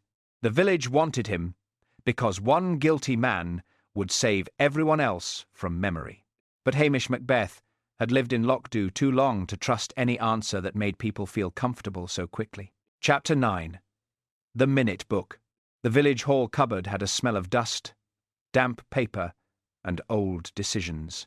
It stood in the corner behind the stage curtain, where Lochdubh stored everything it did not quite know how to throw away: raffle books, bunting, cracked vases, a box of drawing pins, 4 broken candles from a harvest supper, and the Memorial Committee Minute Book. Hamish Macbeth found the key on its usual hook in the kitchen. That was the first problem. A cupboard holding parish history, grant papers, and committee records should not have had its key hanging beside the tea towels under a label that said Hall Cupboard. But Lochdubh had always preferred trust to systems, until something went wrong. Then it preferred outrage. Lugs lay near the kitchen door, sprawled like an old hearth rug, watching Hamish search with the weary patience of a dog who knew humans hid bones badly. Hamish carried the minute book to the committee table and opened it. The hall was quiet except for the wind against the windows. After the bustle of Remembrance preparations, the emptiness felt unnatural. Chairs were stacked along the wall. The tea urn sat cold. On the notice board, Aelid MacLeod's neat rota still promised sandwiches, tea, and silence. The early pages of the minute book were old and foxed, their handwriting cramped, their ink browned by time. But the later pages were different. Too different. Hamish bent closer. Some entries were written in a hand, so careful it almost declared itself honest. The spacing was even. The ink was newer than the dates suggested. A page about memorial repairs had been copied cleanly, but one phrase sat awkwardly in the middle. Name matter left as agreed. The words had the cold little dignity of something that had been made polite after the fact. The hall door opened. Callum Fraser came in and stopped when he saw Hamish with the book. "I was told to collect the spare rubbing paper," he said. His voice was flat. Not angry. Worse than angry. Hamish closed the book halfway. "Callum, I have 2 jobs cancelled today." Mrs. McLennan crossed the road rather than ask me about her doorstep. "Tommel Castle Hotel says their wall can wait." "I heard. I expect everyone has." Callum went to the cupboard and took out the canvas rubbing bag. His hands were careful, but his face had the pale, tight look of a man trying not to beg for fairness. "I am sorry," said Hamish. Callum gave a short laugh. "Folk keep saying that. It must be very cheap, the amount going around." Hamish accepted that because it was deserved. "I made a mistake. I was trying to keep Blair from fastening on you. And now the village has done it for him." There was no answer that would improve that. Callum lifted a roll of paper from the cupboard, then paused. "That book?" he said. Penelope asked about it. "When?" "Before we went to the kirk. She said a page felt wrong." "Wrong how?" "Too neat." Hamish opened the book again. Callum came closer, despite himself. "There," he said, pointing. She looked at that section. Then she asked if loose pages were ever kept with the minutes. "Were they?" "Sometimes. Old letters, notes, estimates. The committee people never throw away paper if they can tie it with string and feel important." Hamish looked at him. Despite everything, Callum almost smiled. Then the hall door opened again.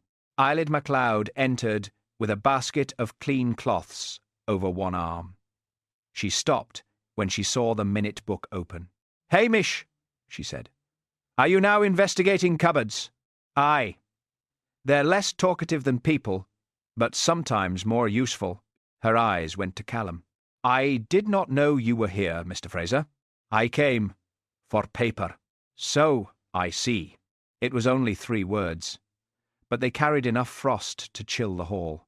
Hamish said, "These pages look rewritten." Aelid set the basket down. "Some were copied years ago. The old ink had faded." "Copied by whom?" "Committee members, secretaries, people who cared enough to preserve records. Or tidy them." She looked at him sharply. "Tidying is not a crime." "No. But it is sometimes a cousin." Callum bent over the book. "Here," he said suddenly. At the inner edge of one page, near the binding, a tiny ragged corner showed where something had once been tucked or pasted. The paper around it was faintly darkened. Hamish leaned close. There, almost invisible unless the light struck it sideways, was a black curved mark. A crescent. Not on stone. On paper. Hamish felt the case shift. He took out his handkerchief and touched nothing. "Callum, is that wax?" Callum swallowed. "Aye. Looks like it." "From the rubbing crayon?" "Could be." Aelid moved closer. "That is absurd. Wax gets everywhere when people handle those kits." "It does," said Hamish. "But why would it be here, on a page edge?" Callum stared at the mark. "You can lift impressions with wax," he said slowly. If something was written hard on a page above, sometimes the pressure marks the sheet below. Rub over it, and letters show. Hamish looked at the minute book. So Penelope may have used the crayon on paper to read what had been written or removed, said Callum. Eyelid's voice was controlled. That is speculation. Aye, said Hamish, but useful speculation. He studied the ragged corner again. A page is missing. Old books lose things, said Eyelid. Conveniently, her face hardened. You are suggesting I removed a page? I am suggesting Dr. Hart found something here. Then someone wanted it gone. Callum stepped back, as if realizing he stood too near an accusation. Eyelid turned to him. And you had the wax kit. Callum's face went white. Hamish's voice cooled. That will do. It is a fair observation. No, said Hamish. It is a useful cruelty, dressed as one. Eyelid's mouth tightened. For a moment, the hall was silent. Then, from outside, came the faint sound of children passing on the road, laughing at something that had nothing to do with death, honour, or old paper. The ordinariness of it made the room feel smaller. Hamish closed the minute book carefully. Mrs. MacLeod, who had access to this book after Penelope saw it? The committee. That is not an answer. It is the only one I have. Try again. Her eyes flashed. The hall was open most of the afternoon. People were preparing wreaths, tea, service sheets. You know how it is here. I do, said Hamish. That is the trouble. Callum picked up the canvas bag. I should go. Callum, said Hamish, but the stonemason did not stop. At the door, he turned once. I told her the wax would not wash out quickly, he said. She laughed at that. Then he left. Hamish looked down at the crescent mark on the page edge. Yesterday, the same shape had been on his thumb. At the kirkyard, it had marked the stone. Now it sat in the minute book, beside a torn place where a page had been removed. Eyelid took up her basket. You are making ghosts out of office work, she said. Hamish looked at her. No, he said. Someone else did that years ago. She left without answering. Hamish remained alone in the hall with the cold tea urn, the stacked chairs, and the minute book. Outside, Lochdubh continued preparing for Remembrance. Inside, the past had begun leaving fingerprints. Chapter 10. Sonsie's Smudge. Hamish Macbeth's cottage had chosen that evening to behave like a witness with a bad memory. The kettle tripped the fuse twice. A slow drip had begun again above the back window. The towel Hamish had wedged there in the morning was already heavy with water, and the fire smoked whenever the wind turned. Lugs lay beside the hearth, sprawled like an old hearth rug, and looked at Hamish as if all domestic failure were a personal weakness. Aye, said Hamish, resetting the fuse box with a torch between his teeth. You'd manage it better, would you? Lug seichet. Outside, Lochdubh was dark and wet, with the kirk bell only a deeper shadow against the sky. Tomorrow would bring more remembrance preparations, more whispers, and Blair's loud certainty settling harder around Malky Grant.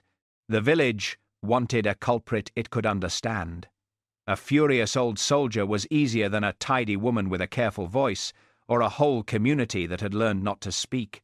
Hamish put the kettle back on, and sat at the kitchen table with the photocopy Mr. McNair had given him. Check witness page name removed? He read Penelope's neat words again. The missing folder, the rewritten minute book, the black wax crescent on the stone, the crescent on the page edge, the anonymous wreath, for Alasdair Kincaid. From those who remember, someone had remembered. Someone else had tidied. The kettle began to rattle. Then the light flickered. Don't you dare, Hamish told it. The kettle dared. The cottage went dark. From the hearth came the soft sound of lugs shifting, followed by a low growl that was more complaint than warning. Hamish turned. Something scratched at the back door. Not a knock, not wind. A sharp, impatient scrape. Hamish opened the door a crack, and Sonsie slid in like a piece of night with claws. She was wet along the back, eyes bright, tail low. In her mouth she carried something small and dark. She crossed the kitchen without greeting him, dropped it at his feet, and sat back as if expecting gratitude. Lugs lifted his head, saw Sonsie, and decided diplomacy was the better part of hunger. Hamish bent down. It was a broken stub of black wax crayon. For a moment he simply stared at it. Then he reached for a cloth and picked it up carefully. The crayon was snapped near the middle.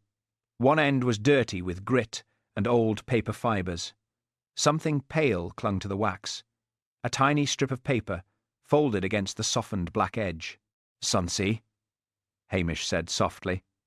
"Where did you get this?" Sonsie began washing one paw. That was the full extent of her statement. Hamish brought the crayon to the table and lit a candle. Its small flame made the cottage seem older, poorer, and more useful. He took tweezers from a drawer, the sort he used for splinters, and eased the paper from the wax. It came away slowly. The strip was no bigger than his thumb. On one side was old paper, yellowed and thin. On the other was a blackened pressure mark, as if wax had been rubbed over it to lift hidden letters. Hamish held it near the candle. At first, he saw only broken lines. Then, letters. Not all of them. Enough. Not desertion, night of the shed. He read it again. Not desertion. Night of the shed. The cottage seemed to settle around him. Outside, rain tapped the window. Inside, the candle flame bent in a draught. Lugs had gone very still. Sonsie watched from the chair, unreadable and fierce, as if she had brought judgment home and found humans slow to recognize it. Hamish sat down. The old stories shifted. Alastair Kincaid had not simply been a name recorded wrongly. Not merely a clerical error. Not even only a family shame about service or cowardice. Not desertion. That phrase had been written by someone who knew the village story was false. Night of the shed. Hamish thought of wartime Lochdubh. Not the tidy version spoken over wreaths, but a colder one. Young men not yet soldiers. Older men guarding respectability. Home guard pride. Fear dressed as patriotism. Someone refusing to join. Someone being taught a lesson. A shed. A night. A death that became desertion because desertion was easier to file than cruelty. Hamish closed his eyes. He could almost hear the voices that would have followed. Better for the family if nothing is said. Better for the village. Better for the memorial. Better for honour. Honour, he had noticed, was often the word people reached for when truth had become inconvenient. He looked again at the waxed strip. Penelope had found this, or something like it. She had used the black crayon not only on the memorial stone, but on old paper, lifting pressure marks from a missing page or register note. She had seen enough to understand that Alastair Kincaid's name had been made to sit where the village wanted it, not where truth placed it. Then someone had taken the page. Someone had taken the folder. Someone had left a ladder where no ladder was needed, treated a rung to make a fall seem ordinary, and trusted Lochdubh to blame the loudest man in sight. Hamish rose and went to the sink. He washed his hands, though there was no fresh wax on them. The old crescent mark from the first crayon had almost gone now, but he could still see a shadow of it near the nail. Some stains faded. Some only waited for different light. There was another scrape at the door, and the wind pushed rain under the frame. Hamish opened it and looked out. The back lane ran dark behind the cottage. Beyond it, the slope rose toward the kirk. Between the wet grass and the stone walls were a dozen places a cat might carry something from. The hall shed, the kirk porch, Callum's van, Eyelid's neat basket, any corner where a frightened person might drop what they had meant to hide. Sonsie gave a small sound behind him. It was not quite a meow. More an accusation that he had failed to provide food for an investigator of superior ability. "Aye, aye," said Hamish. "You'll have your payment." He found a scrap of cold meat and put it on a saucer. Sonsie took it with the gravity of a public official accepting evidence. Lugs rose slowly, offended by unequal distribution. "You were asleep," Hamish told him. Lugs looked unconvinced. Hamish wrapped the paper strip and crayon stub in a clean envelope. He wrote the time, date, and place found on the front. Then, after a pause, he added one more line. "Delivered by Sonsie." That would annoy Blair later, which gave Hamish a brief, childish comfort. He sat by the fire until the kettle finally boiled without destroying the lights. Tea darkened in the mug. Rain thickened at the window. He thought of Malky's bitterness. Callum's ruined work. Eyelid's careful refusal to say the Kincaid name. Mr. McNair's thinner envelope, the anonymous wreath that appeared every year after dark. The truth was no longer only in the stone. It was in paper, wax, silence, and old fear. Hamish looked toward the black window, where the cottage reflected him back. Untidy, tired, and less lazy than he preferred to seem. Tomorrow, Lochdubh would gather for tea after the silence. Everyone would be there, because absence would be noticed. Hamish folded Penelope's note beside the waxed strip. "Aye," he said softly. The truth would have to be spoken where the lie had been kept warm. Chapter 11. Tea after the silence. The silence on Sunday was well kept. That was the strangest thing. For 2 minutes, Lochdubh stood before the war memorial with bowed heads, damp coats, and faces made solemn by habit and unease. The wreaths lay bright against the stone. Rain held off. Even the wind seemed to pass behind the kirk instead of through it. Hamish Macbeth stood near the back with lugs at his feet, sprawled like an old hearth rug across the path. Blair stood nearer the front, red-faced with importance, as if the silence had been arranged for him to supervise. Eyelid MacLeod placed the MacLeod family wreath with a steady hand. Malky Grant placed his plain wreath after her, for those remembered wrongly. No one spoke of it. Afterwards, everyone went to the village hall, because everyone always did. Absence would have been an announcement. The hall smelled of tea, wet wool, sausage rolls, and nervous sugar.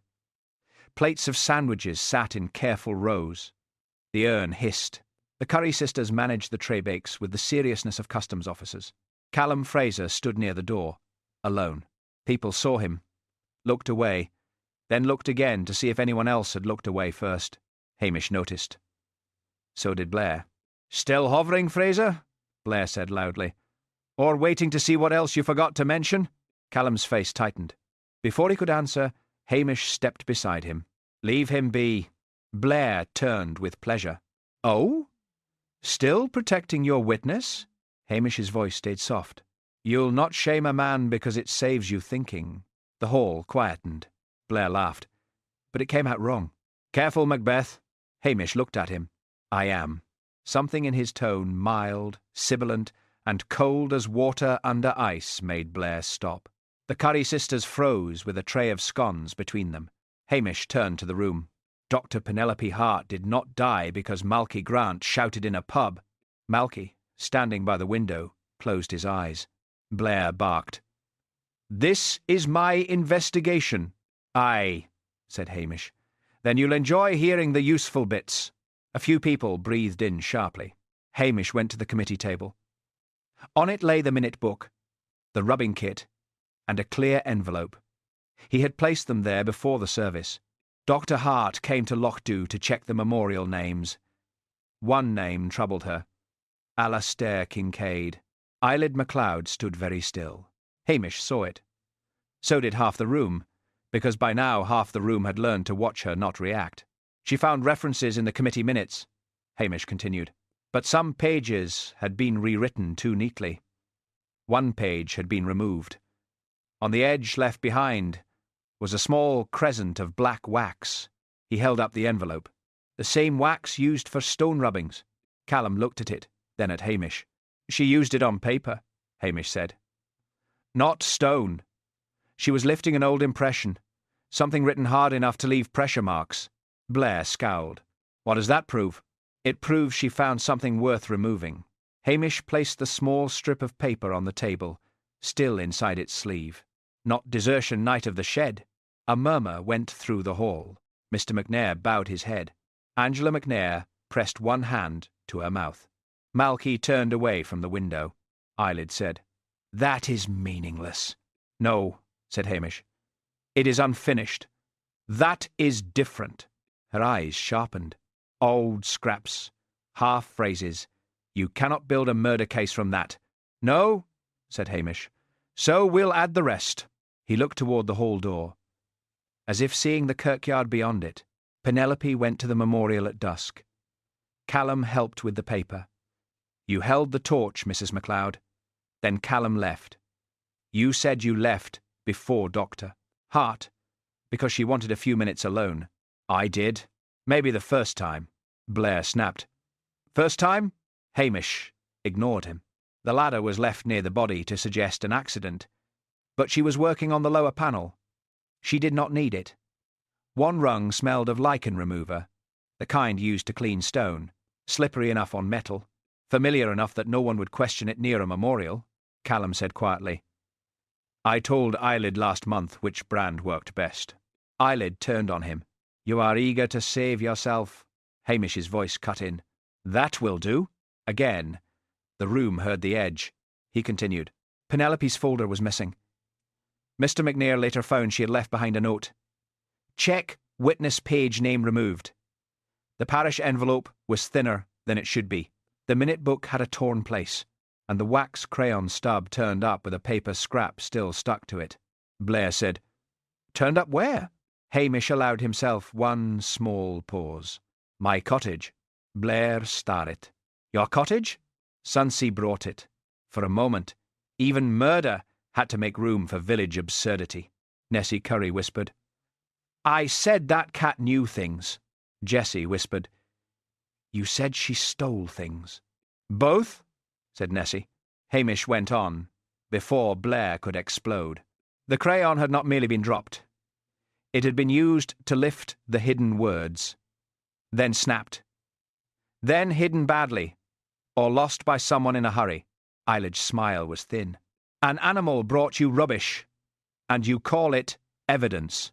No, I call it the thing you were frightened of. Her face changed. Only slightly, but enough. Hamish looked at the villagers. Alastair Kincaid was not a deserter. That story covered something uglier. During the war, local Home Guard men decided to teach him a lesson. Maybe because he refused them. Maybe because he spoke against them.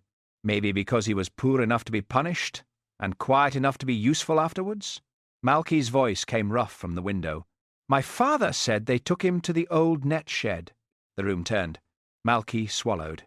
He was young, not strong. They meant to frighten him. It went too far. Afterwards, men with names people respected called it desertion. The Kincaids were made to carry the shame. Eyelid whispered. Your father was drunk half his life. Aye, said Malky. That does not mean he lied all of it. Hamish said. Penelope was going to recommend a corrective plaque. Not grand, not cruel, just true. Eyelid's hands were clasped at her waist. My grandfather kept this village together. Perhaps, said Hamish. But that night he helped break a man.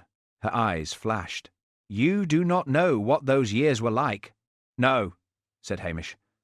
But I know what killing looks like when it is dressed as tidying. The hall was silent. Then Hamish said softly, You could not bear your father's name, and your grandfather's, being spoken beside cruelty. So you made Dr. Hart's death look like an accident. Then you let Blair and the village turn toward Malky. Blair shouted. Now hold on. Be quiet, Blair, said Angela McNair. To general astonishment, he was. Eyelid looked around the hall. Respectable faces. Old neighbours.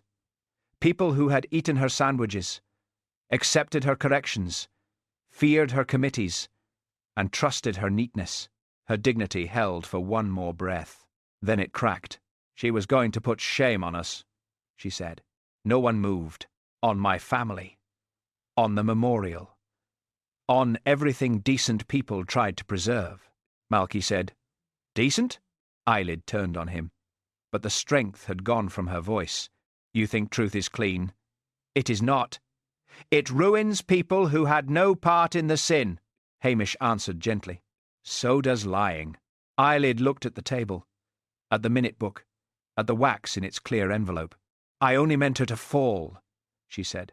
A small sound went through the room. Not D. There it was. Not triumph, not relief, only the tired sound of a village losing one of its better lies. Blair moved then, suddenly remembering he was police. He took Eyelid by the arm, less roughly than usual, perhaps because everyone was watching. As she passed Callum, she did not look at him. Callum did not move. Hamish said, "Mr. Fraser had nothing to do with Dr. Hart's death." The words were simple. Public? Necessary? Several faces turned toward Callum, with embarrassment arriving too late to be useful. Jessie Curry began to cry quietly. Nessie put an arm around her and glared at anyone who noticed. Outside, the wind lifted. The wreath cards tapped softly in the kirk porch. Honour, sacrifice, remembrance. Small words on damp paper. Inside the hall, nobody reached for the tea. Chapter 12. Stone Mended. The morning after eyelid MacLeod was taken away, Lochdubh woke to clear, cold air. The rain had passed. The loch lay smooth and pale beneath the hills, and the wet road shone in the early light.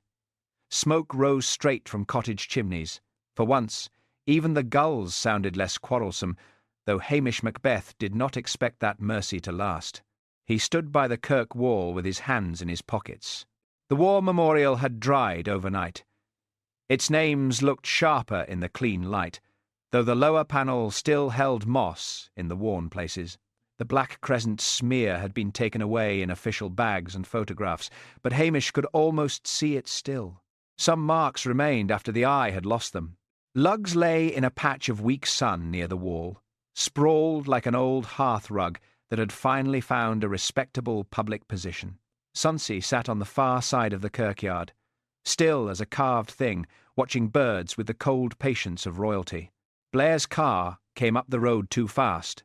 As usual, he got out wearing the expression of a man who had always known everything now that someone else had proved it. "Well," he said, "that's that." Hamish looked at him. "Is it?" MacLeod woman charged. Village saved. Press kept mostly away. I'd call that tidy. You would. Blair lit a cigarette and glanced toward the memorial. "I'll need to make a statement. Careful wording, public confidence, swift police action. Will you mention Sonsie?" Blair stared at him.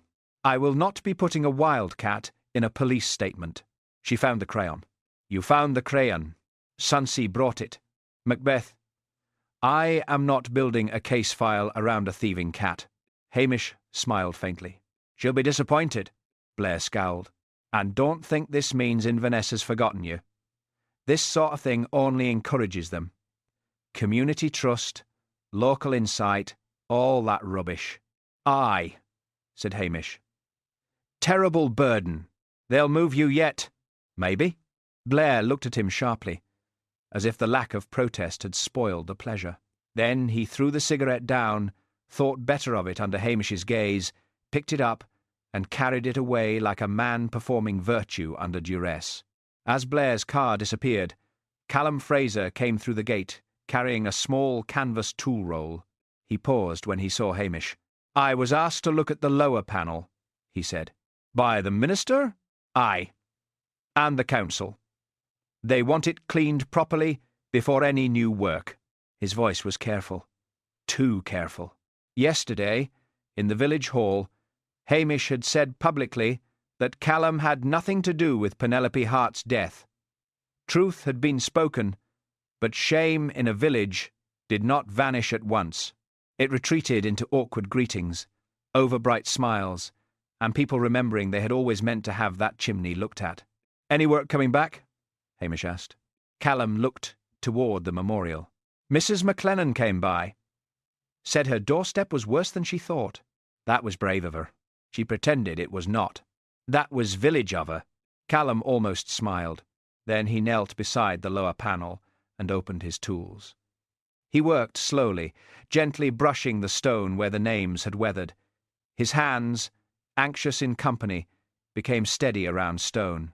Hamish watched him clean around Alastair Kincaid's name without touching the letters more than he had to. Mr. McNair came from the kirk, carrying a folded paper. "The council has agreed," he said. "Not immediately, of course. There are forms. There are always forms. But a small line will be added near the memorial." "What will it say?" asked Hamish. The minister unfolded the paper. "Alastair Kincaid. Wrongly recorded. Remembered with truth." Callum stopped brushing for a moment. Hamish nodded. "Simple enough." "Truth should not always need long sentences," said Mr. Macnair. From the road came the Curry sisters, dressed in dark coats and carrying a small bundle of spent wreath ribbons. Jessie's eyes were red. Nessie's chin was high, which meant she had cried earlier and would deny it under oath. "We came to help tidy," said Nessie. "Not because we were curious," said Jessie.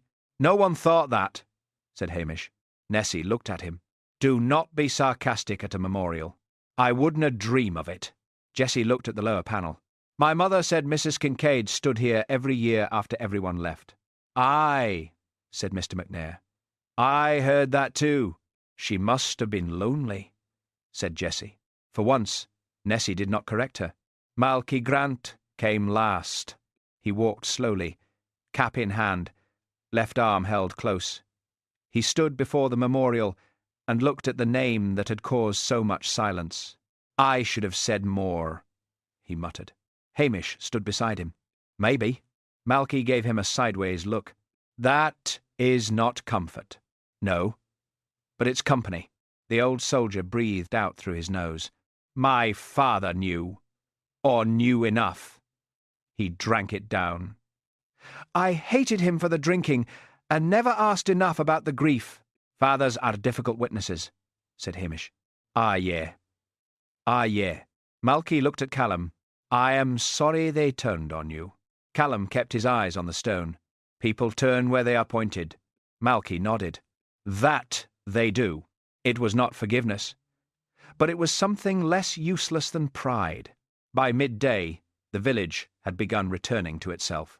At Patel's shop, people bought bread and milk, and made a careful point of asking after Callum's work. At the Red Lion, the landlord announced that no one wanted to discuss the matter, then discussed it for 20 minutes. Mrs. Wellington told 3 people she had never believed Malky did it, though Hamish was fairly sure she had believed it for one entire afternoon. Angela Macnair sent soup to Callum's shed. No note. That made it kinder. Hamish returned to the kirkyard in the late afternoon. The light had turned gold along the wet grass. The wreaths had been straightened. The porch smelled of cold flowers and damp ribbon. Lugs slept beside the wall, and Sonsie had vanished, probably to receive tribute from smaller creatures. Hamish stood before the memorial. The village had not fixed the past. No one could. Alastair Kincaid was still dead. Penelope Hart was still dead. Eyelid's life had broken under the weight of a name she could not bear to let stand honestly. But a small lie had lost its shelter. That was not victory. It was work. Mr. Macnair joined him quietly. "There'll be anger," the minister said. "Ah, yeah. And shame. Ah, yeah. And a few letters to the council. The deadliest part." The minister gave a tired smile. Then he looked at the stone. "Do you think it will help?" Hamish thought of Mrs. Kincaid coming after dark. Malky's bitter silence. Callum's pale face in the shop. Penelope's calm voice saying names tended to matter. "I think," he said, "it will stop hurting in the same dishonest way." The minister nodded slowly. From the road, someone called Callum's name and asked about a cracked chimney pot. Callum answered after a moment, cautious but clear. Life, in Lochdubh, rarely made apologies properly. It preferred small repairs. Hamish put his cap back on and turned toward home. Behind him, the memorial stood in the clear, cold light, not cleaner, not innocent, but a little truer than it had been before.